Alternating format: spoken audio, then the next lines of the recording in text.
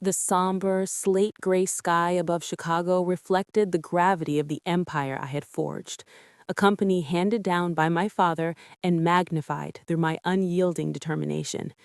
At 34, I stood before the mirror, regarding the composed woman I had become, the meticulous order I maintained, the authority I commanded. A quiet satisfaction settled within me. All was perfectly aligned. Our daughter Lily attended her elite private school. My husband Mark oversaw the finance division from his spacious corner office at headquarters. My existence resembled a finely tuned Swiss timepiece, exact, unceasing, impervious to the unforeseen. The steady tick of the grandfather clock in the hallway underscored the tranquil hush enveloping our Gold Coast residence. The housekeeper moved quietly in the kitchen, readying the evening meal. I was just turning back to my documents when the doorbell rang, a jarring intrusion into my seamless routine at such an hour. Moments later, the housekeeper appeared in the living room, her face unusually strained. "Mrs. Hayes?" she ventured, pausing. "There is an elderly woman at the door. She calls herself Helen. She appears gravely ill, scarcely able to remain upright. She insists she must speak with you and won't depart otherwise. What shall I do?" I furrowed my brow. I never received visitors without prior arrangement, yet the unease in her tone stirred my interest. Setting the file aside on the coffee table, I rose, smoothing the silk robe that draped me, and approached the entrance. The figure in the corridor seemed utterly foreign to my sphere. Her coat was worn and colorless, yet it was her expression that halted me, a countenance carved with profound creases, ashen as chalk. Hollow shadows lay beneath her eyes. Her lips held a faint bluish cast. Each breath carried a harsh rattle. One hand gripped the door frame to steady herself. "Are you Evelyn Hayes?" she inquired, her voice frail and brittle, like autumn leaves drifting over concrete. "I am," I replied coolly. "How may I assist you?" She attempted a full inhalation, only for it to fracture into a violent cough. "My name is Helen," she whispered. "My time is short, child. Please allow me inside. I carry a weight I must entrust to you, a truth I must reveal before death claims me." The words, "before death claims me," paired with the fierce resolve in her gaze, gave me pause. This was no ordinary supplicant. Her eyes bore the profoundest burdens, remorse and imperative duty. I stepped aside. "Please," I said, "come through to the living room." Helen advanced with labored, halting strides, then settled gingerly on the edge of a velvet chair, as though aware she intruded. I offered water. She declined with a faint gesture. "Nothing stays down any longer," she murmured. Her gaze lingered on the intricate oriental rug. Her fingers tightened around the worn purse in her lap. At last, she raised her head and met my eyes directly. "I have a daughter," she began. "Her name is Brenda. She is 35. She has squandered her youth, her entire life, in waiting." I listened without interruption, struggling to discern any connection to myself, yet an indefinable dread began to coil within me. "My daughter has loved a man for years," Helen continued, her tone sharpening. "A married man. He fed her endless deceptions. 'I no longer love my wife,' he promised. 'I will divorce her. I'm simply waiting for work to calm.' 9 years, Mrs. Hayes. 9 weary years." "That is regrettable," I answered with measured detachment. "But why confide this in me?" Helen leaned closer, tears gathering. "I am dying, child. The physicians give me mere days. When I am gone, who will protect my grandchildren? Their father, or my daughter, who clings still to his falsehoods?" "Your grandchildren?" My voice wavered, despite my effort to steady it. "She has 2 children with him," Helen replied, lifting 2 trembling fingers as if testifying. "A boy, Ben, 6 years old, and a girl, Isla, 4. They cling to their father's neck when he visits, yet each evening he returns to his own home, to his lawful wife." A cold knot tightened in my abdomen. My hands grew numb. Why did this unknown woman's tale unsettle me so deeply? Why did breathing suddenly feel labored? "Helen," I said, forcing firmness into my tone. "What possible relevance does this hold for me? Who is this man?" The elderly woman exhaled a long, weary breath. Her shaking fingers opened the purse, fumbling within. The compassion in her eyes unnerved me more than anything. A stranger's pity threatened to undermine the very foundations of my carefully constructed dominion. "That man," she breathed, the soft word resounding like thunder in the silent room, "is your husband, Mark." Time halted. The clock's rhythm ceased.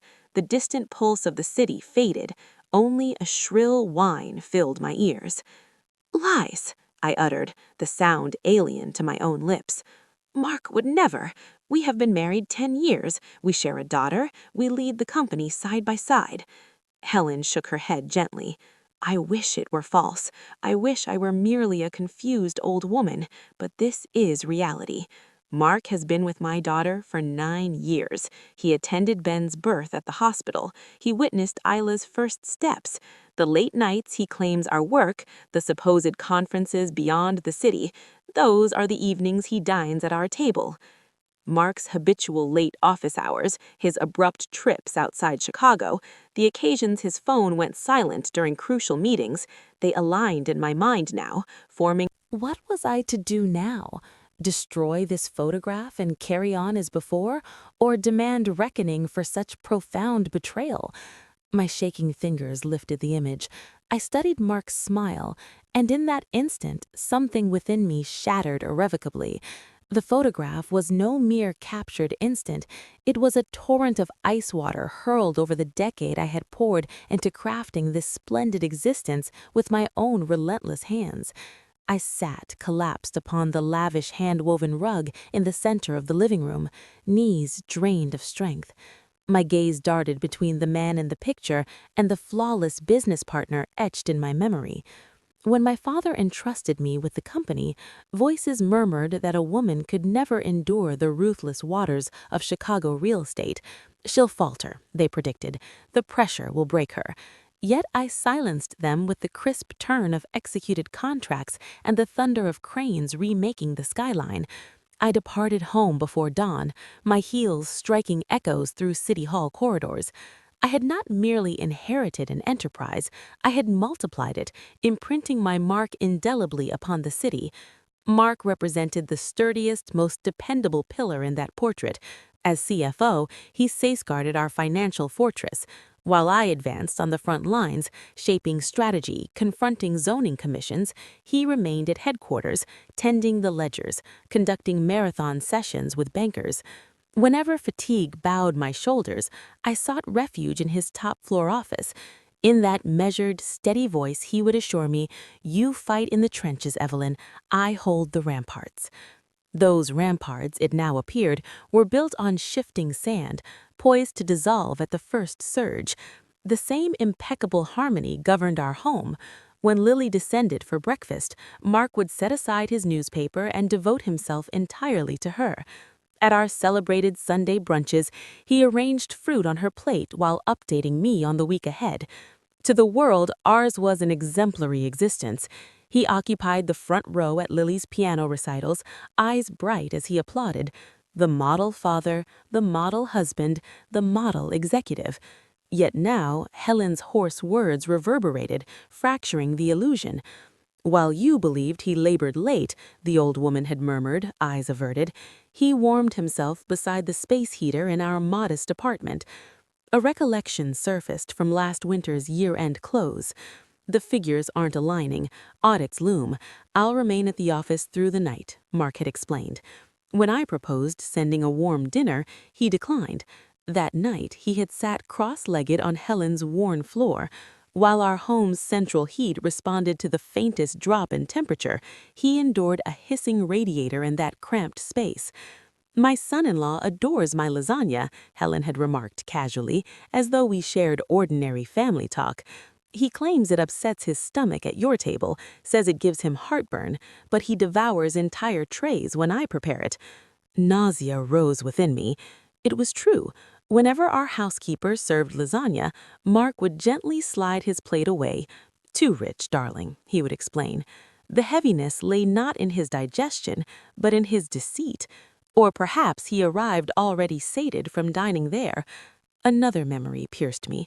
The spring afternoon Lily received her school award, Mark sat beside me, yet he fidgeted, glancing repeatedly at his phone, citing an urgent wire transfer. Helen's whisper returned. My granddaughter Isla took her first steps that very day.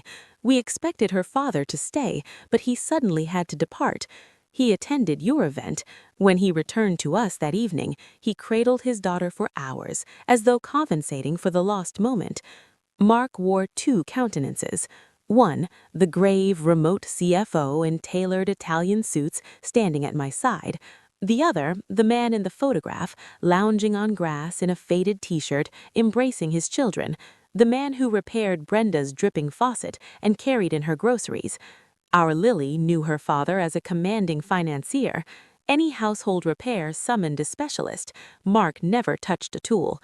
Yet Helen described him fixing doorknobs, scaling ladders to mend leaks. I examined the photograph once more. That unguarded, easy smile, absent behind the vast mahogany desk, revealed a man who, in the empire we erected together, reigned as sovereign. Yet in that humble apartment, at that plain table, discovered the quiet joy of simply being a father. And I, among Chicago's most astute business minds, had occupied the premier seat for this performance across 9 years. I, who tracked every dollar, every clause in the ledgers, had overlooked this colossal theft from my own existence. My CFO had embezzled not merely funds, but my life itself. With unsteady hands, I set the photograph beside the thick manila envelope on the coffee table. Helen had not departed with only an image. Before leaving, she had drawn this envelope from her purse and positioned it beneath the photo, where it rested like a leaden secret. My eyes burned, my throat constricted, but the executive within me murmured that this packet contained more than emotional ruin. I lifted it. It felt substantial. I upended its contents across the glass tabletop. No tender letters or affectionate cards emerged. Instead, documents spoke my native tongue.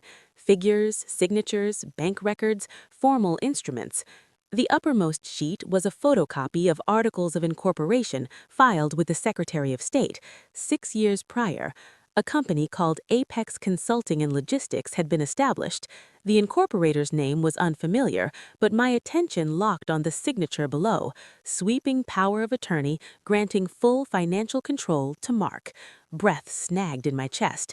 I rifled through the remaining pages, bank statements showing systematic wire transfers from our company, my father's legacy, into this shadow entity. Memo lines bore bland, audit-proof descriptions, consulting services, third-party vendor payments, market research. The amounts began modestly, $10,000, $30,000, then swelled, $50,000 and beyond. I held one statement to the light. The authorizing signature was unmistakably Mark's. My CFO, my husband, my partner. Month after month, he had diverted funds, penny by penny, from the contracts I secured, from the labor of crews on my sites, into a hidden reservoir for his concealed family. A bolt of realization struck me. I recalled last year's cash flow crisis. Mark had faced me with furrowed brow. The market is constricted, Evelyn. Receivables lag. We must draw in our belts. In that period, I curtailed my own expenditures, delayed redecorating our home. While I fought to stabilize the enterprise, he had been quietly draining its lifeblood.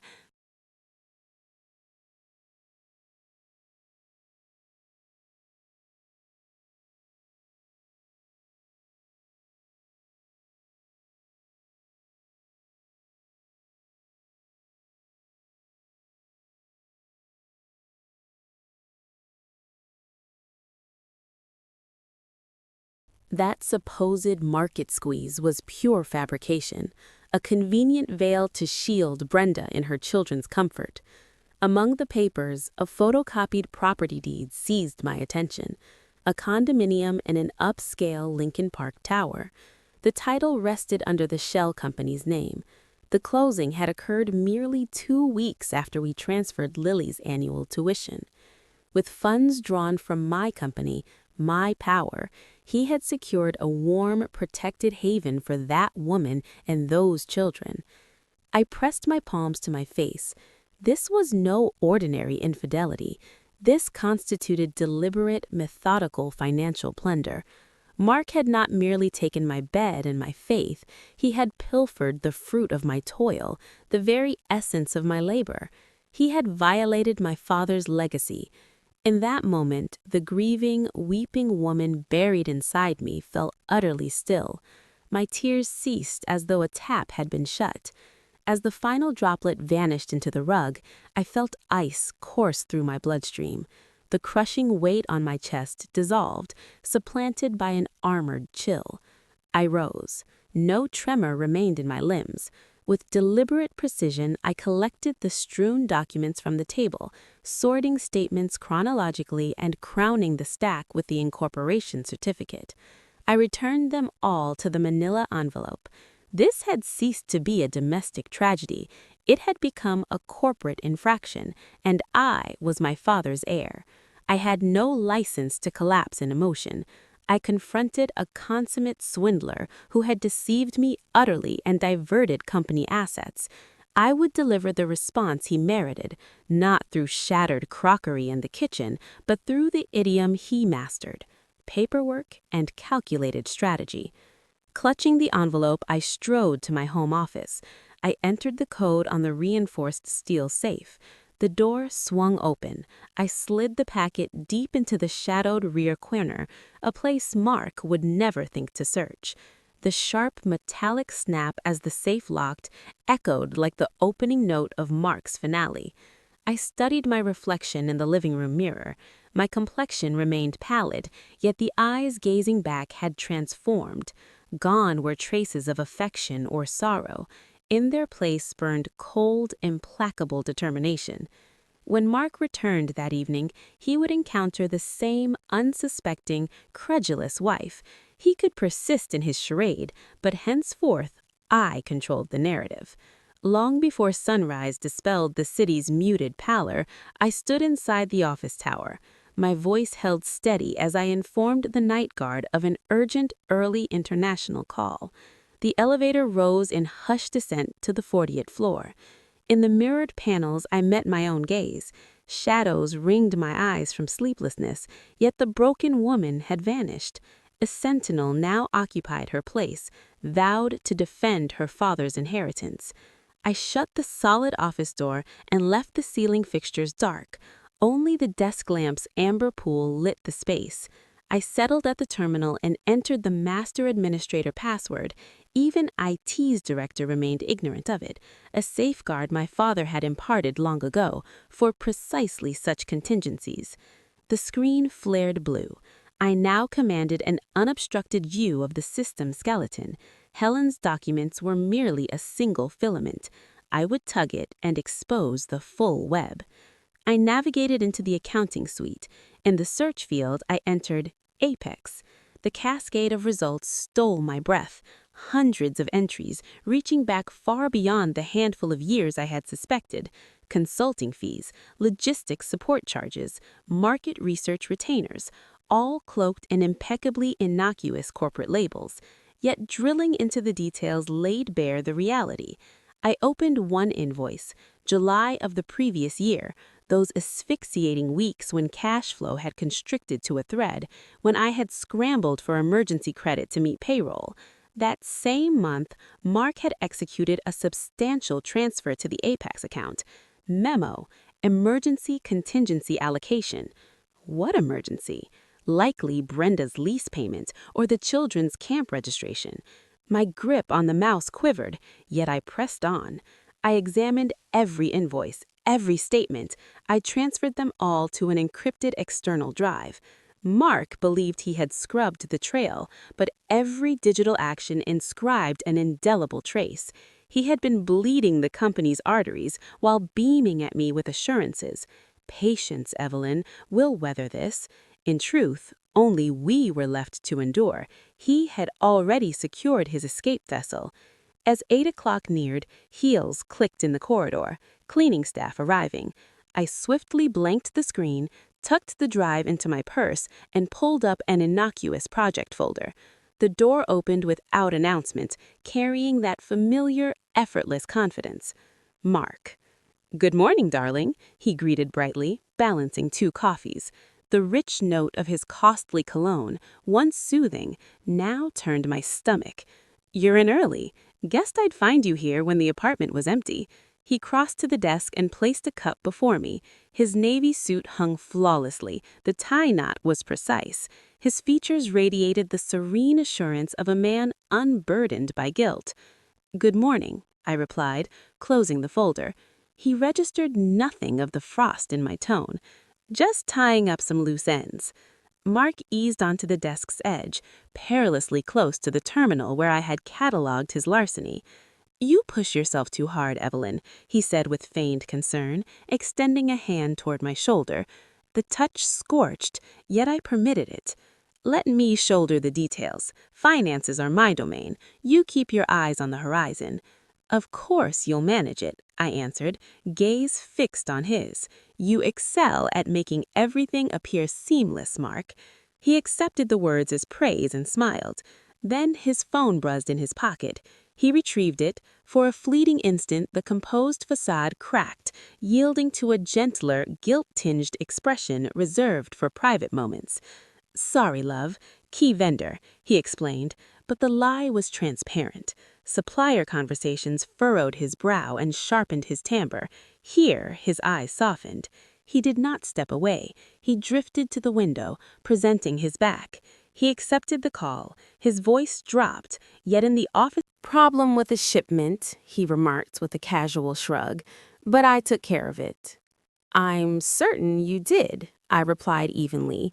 "Your arrangements invariably unfold without flaw." Mark sipped his coffee. "Well, I'm off to my office. Checks await my signature," he said, heading for the door.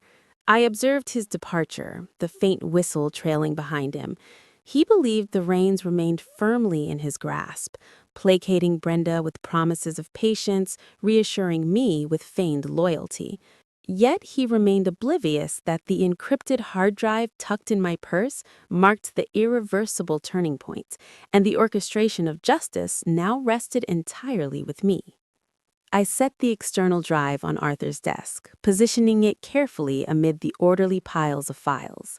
We sat in the hushed, fortified office of my father's longest-serving CPA, a man whose silver hair testified to decades in the field. Late afternoon sunlight slanted through the blinds, stirring motes of dust into lazy spirals, yet the air felt dense and oppressive. "I need you to examine this, Arthur," I instructed, preserving the glacial edge in my voice. "Simply review it and assure me I am mistaken, that this is mere paranoia." Arthur slid his thick-rimmed glasses lower on his nose and connected the drive to his terminal.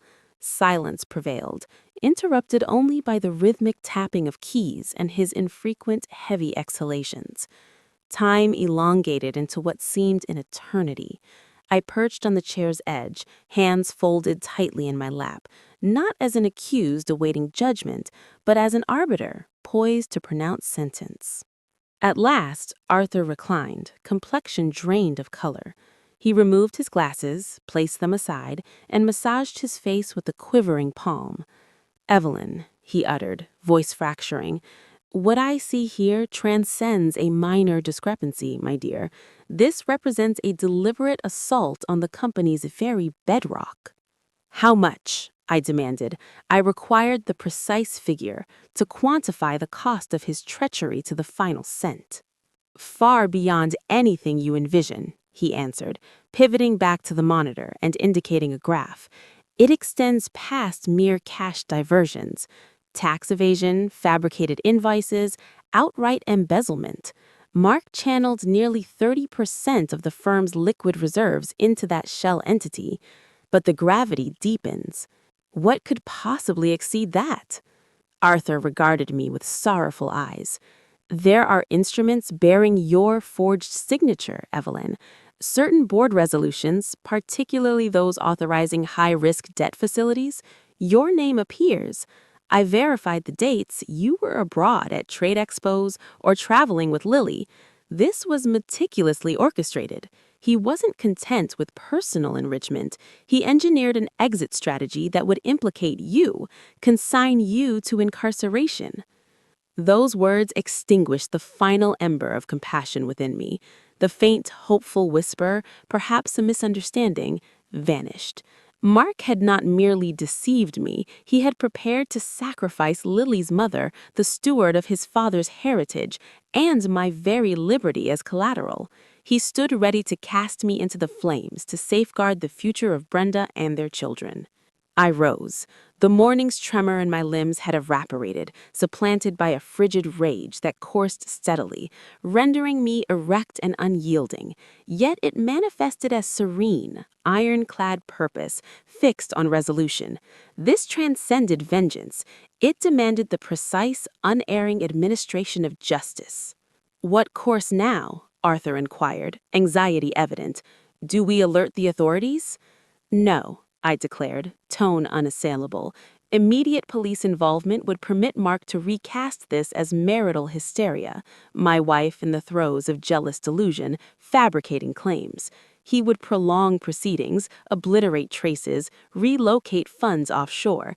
We must strike while he remains unguarded, vulnerable." I retrieved my phone and dialed the firm's chief counsel, James Miller. "James," I stated upon connection, voice flat and dispassionate as if remarking on the forecast. "Emergency situation. I'm in Arthur's office. Attend at once. Bring every preliminary document necessary to remove a board member for egregious misconduct and fiduciary breach. Also, the filings for an immediate restraining order freezing all corporate accounts." I deflected his bewildered inquiries with curt replies and ended the call. Approaching the window, I surveyed Chicago's encroaching evening traffic. The crimson glow of taillights resembled beacons heralding Mark's impending demise. "Your strategy?" Arthur pressed, concern yielding to admiration. I returned to the table, eyes on the printed evidence of his crimes. Selecting a red pen, I drew a decisive stroke through an entry bearing my falsified signature. "The strategy is straightforward," I articulated, each phrase a deliberate chess advance in my thoughts. "Mark will harbor no suspicion.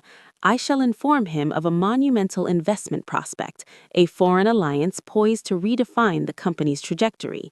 I will convene an emergency board session announcing the prospective partners and their legal teams. He will interpret it as an elevation of his authority, perhaps even a division of ownership.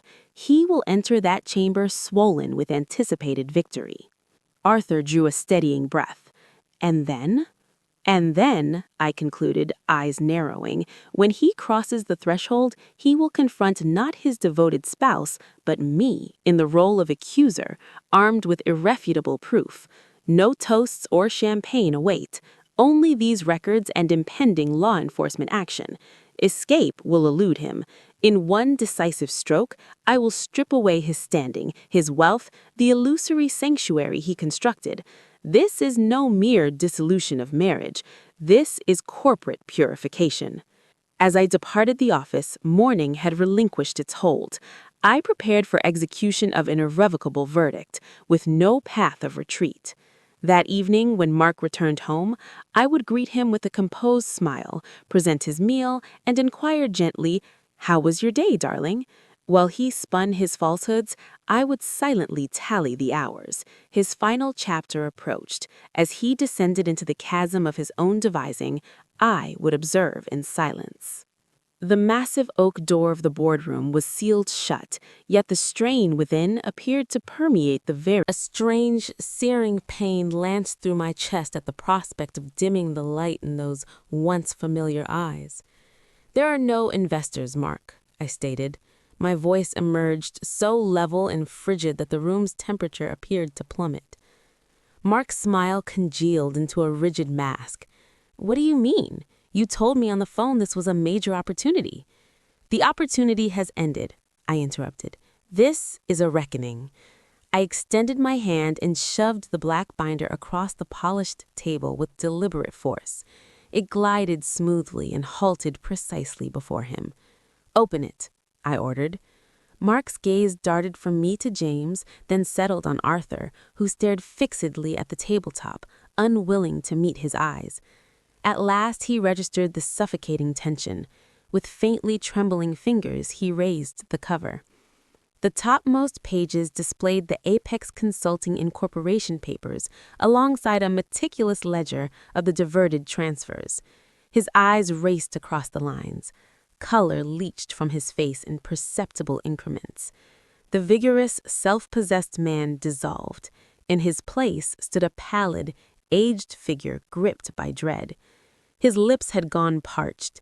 What is this?" he faltered, his once commanding voice reduced to a rasp. "That, Mark, is your criminal dossier," I replied, never breaking eye contact. "It documents the millions you diverted from company accounts into your private shell corporation, the fabricated invoices, the bogus expenditures, and most critically," I lifted another sheet from the table and held it aloft, "the loan instruments you executed bearing my forged signature." Mark surged to his feet, toppling his chair with a resounding clatter that reverberated through the chamber. "Evelyn, this is ridiculous, a complete misunderstanding. I can explain the company. It was merely a vehicle I established for discrete investments, tax optimization." "That is untrue," I countered. For the first instant, a hairline fracture appeared in my composure, but I sealed it immediately. Leaning forward across the table, I continued. "That entity exists to sustain your other family, Mark, for Brenda, for your children." His jaw slackened. The utterance of Brenda's name delivered the killing stroke. Raw terror flooded his gaze. No space remained for denial, deflection, or fabrication. His entire apparatus of self-preservation had collapsed. You know," he breathed. "I know everything," I affirmed. "The 9 years, the 2 children, the condominium purchased with company funds, my father's legacy. The counterfeit idol you erected on the foundation of my labor. I know it all." Mark clutched the table edge as though his legs might betray him. He attempted a single step toward me. "Evelyn, please listen. I swear I love you. She was an error, a mistake I couldn't escape. The money, I intended to repay every cent. I swear it." James intervened, his tone slicing the air with surgical precision. "Mr. Hayes, effective immediately, all your authorization privileges within the corporation are revoked. We have lodged a formal criminal complaint with the district attorney's office charging aggravated fraud, forgery, and breach of fiduciary duty. This constitutes your official notice of termination." He slid a document across the table. Mark ignored it entirely. His pleading eyes remained locked on mine. "Evelyn, don't," he implored. "Are you truly going to send me to prison? Send Lily's father to prison? How will you account for this to our daughter?" The invocation of Lily ignited fresh fury within me. His attempt to weaponize our child merely underscored his cowardice. Lily's father was meant to be the man who safeguarded this enterprise and his family. You are not that man. What you committed is a felony, Mark. Now you will leave through the door you so covet. Security will escort you to the lobby. You will not be permitted to retrieve even personal effects." Mark glanced about the room. Arthur kept his eyes averted. The other board members regarded him with undisguised contempt. No ally presented himself. His shoulders sagged. The once imposing CFO diminished, withered, vanished. "You can't do this," he murmured feebly, yet even he heard the hollowness in the words. "I already have," I answered. Without further speech, he turned and shuffled toward the exit. At the threshold, he paused and glanced back once more. Whether the expression held remorse or merely the bitterness of exposure, I could not discern. When the door closed, silence reclaimed the space. "Congratulations, Miss Hayes. You chose correctly." I inclined my head. To outward appearance, I was the triumphant executive who had preserved the firm and excised the traitor. Under the table, however, concealed from view, My hands continued to shake with violence. Deep within, a private requiem unfolded for the husband of 10 years, for the youth we shared, for the illusions I had cherished. Justice had prevailed, yet its cost exceeded anything I had anticipated. 2 hours after security escorted Mark from the premises, red and blue strobes pulsed against the concrete in front of the tower as I watched. From my 40th floor window, I observed the miniature figures below. On the slate-gray Chicago pavement, the rear door of an unmarked cruiser swung open. The man whose arm I had once taken to galas, the father of my child, was guided forward by 2 detectives in plain clothes, wrists secured before him. He never lifted his gaze. The proud, assured Mark had been supplanted by a stooped silhouette. The person responsible for this breach was, regrettably, our former chief financial officer, Mr. Mark Hayes. We have severed all ties with him, and the legal proceedings are now underway. A low murmur rippled through the assembly, but I lifted a hand, stilling the room. I met their eyes one by one, a young accountant with glistening tears, the veteran mailroom clerk twisting his hands in quiet distress. They needed reassurance, and I would provide it. However, I continued, voice rising with steady authority, this company is not tethered to any single individual. It rests on my father's founding vision, on my unrelenting effort, and on the dedication of every one of you. A breach occurred in our finances, yes, but that breach has been sealed. We are not abandoning the vessel. Your salaries will arrive on schedule. Our projects will proceed without interruption. I will permit no one's security or livelihood to be jeopardized. Are you with me? For a heartbeat, silence hung heavy. Then, from the far rear, a single, tentative clap. Another followed, then a third. The sound swelled into firm, sustained applause, a collective endorsement. In that instant, their gazes shifted. I was no longer the betrayed wife, the wounded figure in a private scandal. I had become the leader steering through the storm. From that morning forward, my existence transformed entirely. After seeing Lily safely to school, I arrived at the office and remained until the city lights dimmed to midnight. Arthur and I plunged into the most shadowed recesses of the ledgers, mapping every diversion Mark had engineered, accounting for every misappropriated dollar. The most grueling encounters were with the banks. Across polished conference tables, I read the unspoken verdict in the eyes of the gray-suited executives. This woman cannot hold it together. Yet I refused to yield. I spread my documentation before them and spoke plainly. I am here, I told each one. I have not fled. I stand fully behind every obligation. Grants me the necessary time, and I will repay every cent. But if you withdraw support now, the loss will be mutual. The steel in my tone, the inherited business acumen that had once been my father's, prevailed. They extended maturities, approved restructuring terms, and kept the credit lines intact. In the quiet evenings, when the building emptied and only the hum of the ventilation remained, I sometimes stared at the towering stacks of files on my desk and felt a shiver pass through me. I was solitary. No husband waited at home to hear about my day. No companion shared the weight. Yet that solitude no longer unnerved me. I had discovered my own resilience. I was more than a spouse, more than a mother. I was a survivor forged in adversity.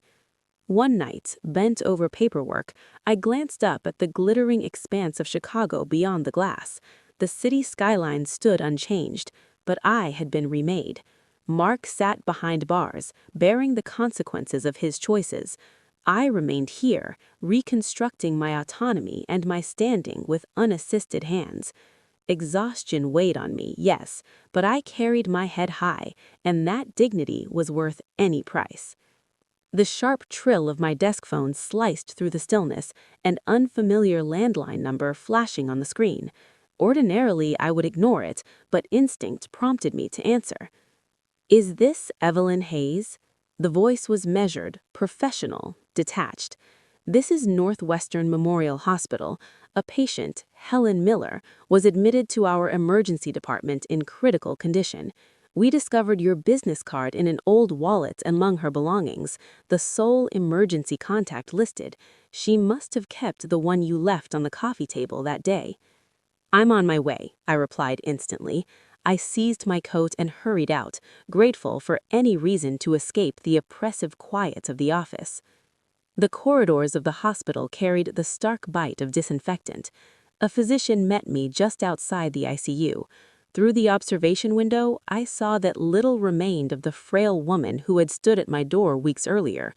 She lay diminished beneath the crisp white sheets, a mere outline of herself. They permitted me inside. I approached the bed. Her eyelids fluttered half open. A weak, anguished smile curved her lips at the sight of me. I leaned close. Each breath seemed to cost her dearly. She heard, Helen rasped, every syllable a labored extraction. When Brenda learned Mark had been arrested, when the attorneys contacted the house, she realized I had spoken to you. She swallowed with visible effort. A single tear escaped and traced a path across the pillow. She became unhinged, Mrs. Hayes, possessed. You did this, she screamed. You destroyed everything. You betrayed him. Even in my state, she forced me out, into the streets, in the dead of night. I have no mother like you. Die wherever you choose. Ice coursed through my veins. For a daughter to cast her dying mother onto the pavement, the empire of deceit Mark had constructed had corroded Brenda as well, eroding her capacity for compassion. So consumed by the fantasy of their future, she had branded the bearer of truth her adversary. Helen attempted to raise a trembling hand. I clasped it. Her skin felt deathly cold. "Do not grieve," she murmured, reading my dismay on my features. "My task is complete. I have set down my burden. At least I leave this world free of complicity in that deception. That suffices.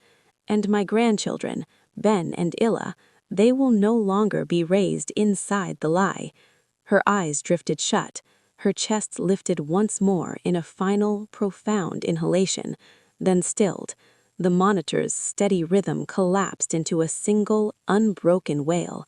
Helen Miller had Those children will already carry the knowledge that their father is a convicted thief and their mother has lost her way in delusion. They must not also battle poverty and obscurity. The sole path to liberate them from that toxic household, from that warped outlook, is through education. After a prolonged, weighted silence, Arthur inclined his head, his eyes glistening. "I am proud of you, my dear," he murmured, gathering the files and departing quietly. That same day, Ben and Isla's tuition was settled in full. Brenda likely attributed it to sheer fortune, perhaps a lingering favor from one of Mark's former associates. She would never uncover the source.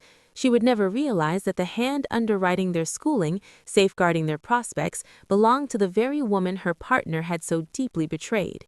This was not vengeance. This was triumph, quiet, understated, and rooted in honor. The measured click of my heels against the chilled marble corridors of the Cook County Courthouse carried not the cadence of flight, but the finality of closure. James and Arthur awaited me at the imposing courtroom entrance. James maintained his customary sullen professionalism. Arthur's expression held the gentle pride of a surrogate father. "Are you ready?" Arthur asked softly. "More prepared than at any moment in my life," I answered, my voice slicing cleanly through the hushed hallway. Months of forensic scrutiny, expert testimony, and sleepless nights of preparation had converged on this single point. As we stepped inside, Mark sat rigid at the defense table, flanked by two bailiffs. This marked the first sighting of him since his arrest. The assured figure in bespoke Italian tailoring, the man who once unraveled every complication, had vanished. His jacket hung loosely on narrowed shoulders, his complexion had turned ashen, the silver in his hair stark and premature. When his gaze met mine, a fleeting spark, perhaps hope, perhaps a plea for clemency, flared briefly, only to encounter unyielding resolve in return. The judge gave the dossier a final review. The towering binders arrayed before him constituted the masonry of Mark's fabricated empire. The apex shell entity, the counterfeit invoices, the instruments bearing my forged signature, the millions funneled offshore. Every element lay exposed. Forensic analysis had irrefutably established the forgeries. No avenue for evasion remained. "Defendant Mark Hayes," the judge intoned, voice resonating through the chamber. "Do you wish to make a final statement?" Mark rose slowly, hands clasped before him. From my seat I could see the tremor in his knees. "I am," he began, voice fracturing. He cleared his throat. "I am only sorry." The words hung incomplete. He could offer no further apology to my family, not when the city now understood precisely which family he had plundered to sustain. The judge directed us to stand. Time appeared to pause. My pulse hammered against my ribs, yet I held my posture impeccable. "The court has reached its verdict," the judge announced, each syllable landing with gravity. He pronounced consecutive sentences for aggravated fraud, forgery, and breach of fiduciary duty. With every count recited, Mark's frame seemed to compress further beneath an unseen burden. The aggregate term ensured the prime years of his life would unfold behind bars. He was further ordered to make full restitution to the company, inclusive of principal, interest, and damages. As the bailiff secured his arms, Mark turned for one last look. No entreaty lingered in his eyes, only utter capitulation. He was at last paying the price for underestimating me, for perceiving me solely as wife while disregarding the business partner, the intellect, the force beside him. I did not watch him depart. Instead, I inclined my head slightly toward the bench in measured respect, not homage to retribution, but acknowledgment of justice fulfilled. Outside, Chicago's signature wind greeted us with its familiar bite, yet the chill felt cleansing, scouring the accumulated strain from my features. A handful of business reporters lingered on the steps. The story had already circulated widely, but they found no tearful, vanquished spouse to photograph. They encountered instead a commanding chief executive who went personally delivered the embezzler of her enterprise to accountability, navigated the crisis without faltering, and preserved the firm intact. James drew alongside me, fastening his briefcase with a faint smile. "Congratulations, Miss Hayes. An arduous ordeal, yet you conducted it flawlessly. As of this morning, the share price is climbing. The market has responded to your candor and resolve. Your leadership is the conversation across the city." "The purification is complete, James," I replied, drawing a steady breath. "We have cleansed the house." Arthur held open the car door. "What now, my dear? Perhaps a period of rest?" I slipped on my sunglasses and gazed toward the distant line of towers. "No rest, Arthur. I am returning to the office. Contracts await signature, a company awaits expansion, and a daughter awaits her mother." As the car eased into traffic, the courthouse dwindled in the rearview mirror. That edifice had consumed my former life, my disillusionments, and Mark himself, yet it had not consumed me. On the contrary, it had tempered me into something unbreakable.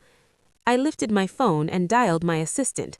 "Advance tomorrow's board meeting to first thing," I instructed crisply, "and have every finance department report delivered to my desk by 8. A new chapter commences." Chicago was observing, I knew, and what the city beheld was not a shattered woman, but a leader ascending renewed from the embers. Justice had been rendered.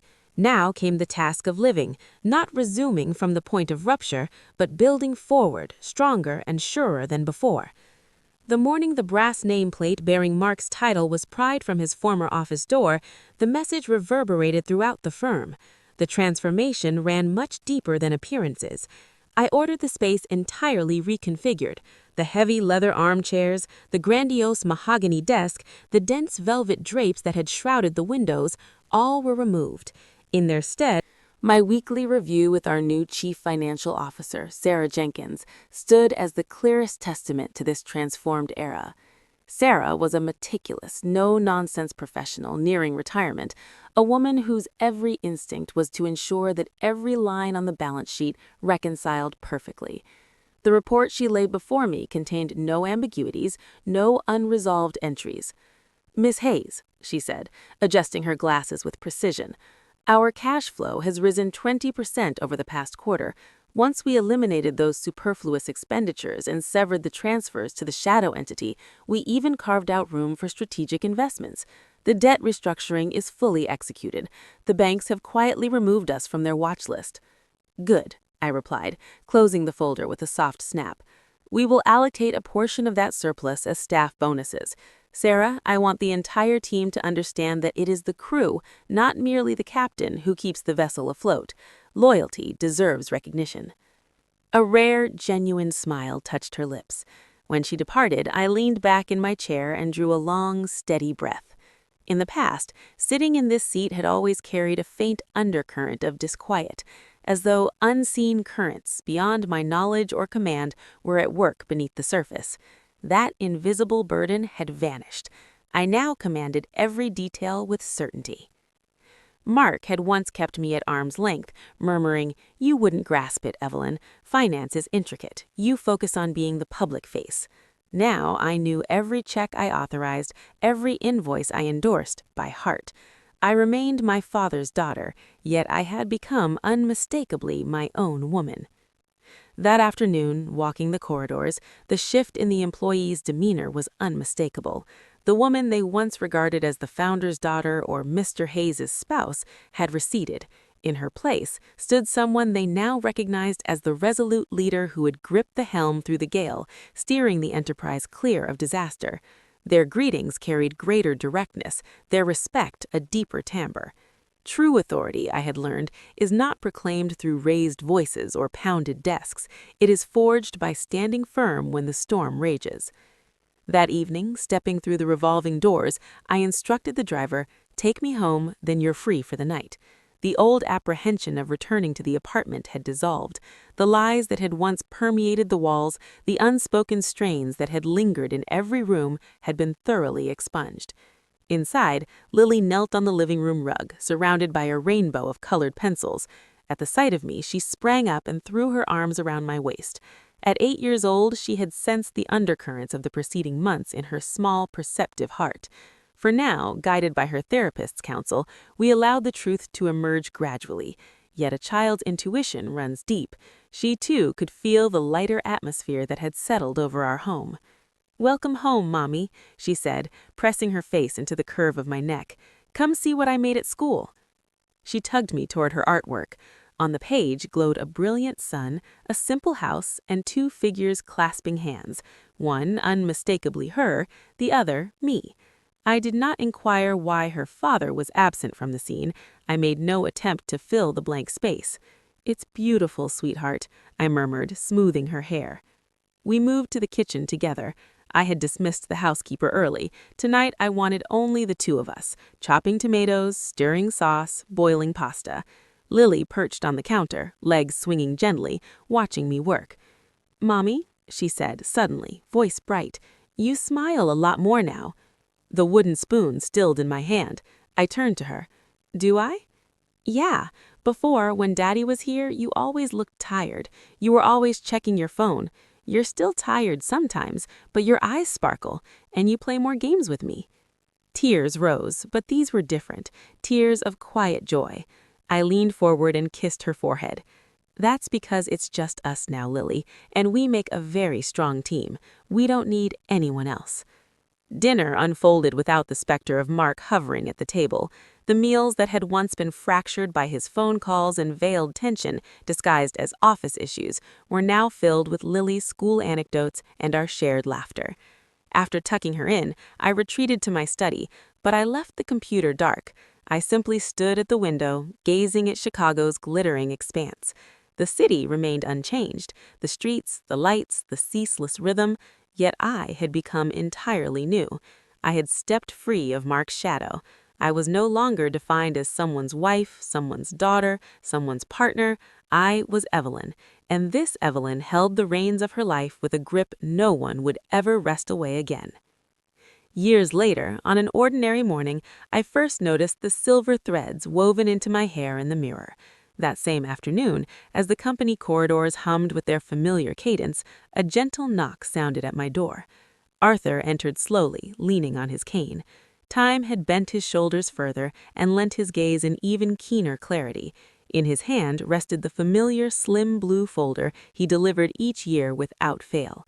He placed it carefully on the corner of my desk, apart from the usual corporate documents. "The results are in, Evelyn," he said, voice slightly roughened by age, yet rich with pride. He eased himself into the chair and exhaled. "I thought you would wish to see them." I lifted the cover. The top page held a portrait of a young man. Ben was no longer a boy. His features had matured, the firm jawline unmistakably reminiscent of his father, yet the quiet depth and dignity in his eyes carried Helen's unmistakable legacy. "University admissions," Arthur explained, indicating a line near the bottom. "College of Engineering, his top choice, accepted with honors." My fingers trembled faintly as I held the page. In a world where his father had chased wealth through deception and expediency, this young man was rising through diligence and merit. Ben stood a quiet refutation of the shadowed inheritance he might have borne. I turned to the next page, a photograph of a young girl. "Those children will already carry the knowledge that their father is a convicted thief and their mother has lost her way in delusion. They must not also battle poverty and obscurity. The sole path to liberate them from that toxic household, from that warped outlook, is through education." After a prolonged, weighted silence, Arthur inclined his head, his eyes glistening. "I am proud of you, my dear," he murmured, gathering the files and departing quietly. That same day, Ben and Isla's tuition was settled in full. Brenda likely attributed it to sheer fortune, perhaps a lingering favor from one of Mark's former associates. She would never uncover the source. She would never realize that the hand underwriting their schooling, safeguarding their prospects, belonged to the very woman her partner had so deeply betrayed. This was not vengeance. This was triumph. Quiet, understated, and rooted in honor. Looking at the photographs, an indescribable lightness bloomed in my chest. This achievement felt more authentic, more enduring than any landmark deal closed or any lucrative contract secured. "And their mother?" I asked, my gaze still fixed on the images. "Does Brenda suspect anything?"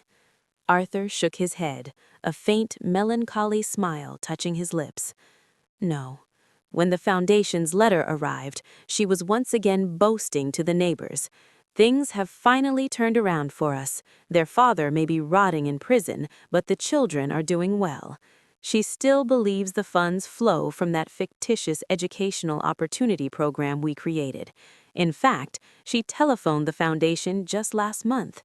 'My son is starting college,' she said anxiously. 'The scholarship won't be discontinued, will it?' She remains focused solely on her own security, blind to the larger truth."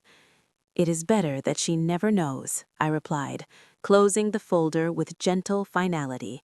If she discovered the source, her pride, what she mistakes for dignity, would either destroy their futures or, worse, turn the children against me.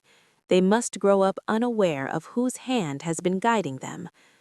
Arthur leaned on his cane and turned toward the window, gazing at the slate-gray Chicago skyline.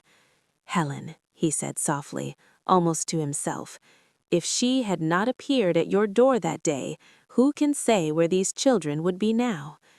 I thought of Helen, of the immense sacrifice she had offered in her final days, surrendering her last breath to expose her own daughter's secret. She had granted her grandchildren a fresh beginning. That afternoon, she had not merely delivered news of betrayal to my home, she had placed the futures of 2 innocent lives into my keeping. "This is her work, Arthur," I said. "I have merely served as the instrument. By dismantling one family, that woman ultimately rescued these children from its wreckage. Her courage continues to light their way, even years later." Arthur took the file to carry it to the archives. "And you honored that trust, my dear. Not everyone would have done so. Most people would not offer a glass of water to their adversary's child, yet you gave them an entire future." "They are not my adversaries," I answered. recalling the clear, steady gaze in Ben's photograph. They are the living proof of innocence preserved. When Arthur left, I did not return to my tasks. I sat in stillness for a long while. The wall clock ticked steadily onward, yet time no longer pressed against me. The old wounds had healed, leaving behind only a faint echo of pain and a profound reservoir of wisdom. Helen could at last rest in peace. Her final wish had been fulfilled. Justice, in its most silent, invisible, and graceful form, had found its expression. Ben would become an engineer, Isla would command concert stages, and I, watching from a respectful distance, from the shadows, would quietly celebrate this understated victory. After Arthur departed, I eased the drawer shut and turned the key. The sharp metallic click sealed not only the blue folder, but the final reckoning within my own conscience. I held the key tightly in my palm, letting the cold metal press into my skin. I walked to the window. The Chicago sun was setting, casting a weary reddish glow across the mirrored faces of the skyscrapers. Years had passed. In this city, people love to talk, especially about women who wield power. Some viewed what I did to Mark as an act of ruthless vengeance. Others, unaware of the secret support I provided the children, labeled me cold-hearted. A few, perhaps, quietly wondered whether I had ever forgiven him. Forgive? No. Forgiveness demands forgetting. It requires pretending the betrayal never occurred. I have not forgotten, nor will I ever forget Mark stealing the labor of my life, constructing an entire world of deception while looking directly into my eyes. Yet I did not seek revenge. It was not I who sent him to prison. His own unchecked ambition, his insatiable greed, and his crimes delivered him there. I merely balanced the scales of justice, and on the opposing pan rested Ben and Isla. The unseen hand I extended to those children was neither charity nor atonement. It was simple equity. The sins of the father must not be visited upon the children. Had I left them to drown in the poverty and bitterness their mother carried, how would I have differed from Mark? He had entangled his children in a lie. I, instead, made it possible for them to stand as individuals, rooted in truth, illuminated by their own merit. And in that act, I learned that the highest virtue often wears the cloak of silence. True goodness does not announce itself. The door opened softly. Lily entered. She was no longer the little girl on the living room floor. She was a poised young woman on the cusp of college graduation. Her gaze carried the same quiet determination